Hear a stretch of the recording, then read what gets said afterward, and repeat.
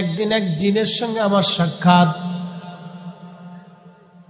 জিনের সঙ্গে ওনার নাম ছিল গোলাম সামদানি। গোলাম সামদানি মদিনাতে থাকে সব সময়।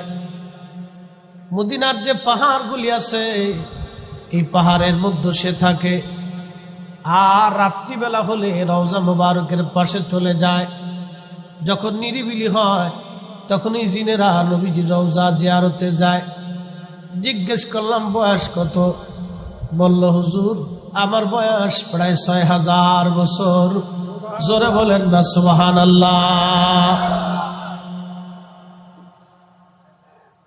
জিজ্ঞেস করলাম পৃথিবীর কোন অলির দরবারে আপনি গেছেন? বলল হুজুর গাউসে পাকের দরবারে বসছি।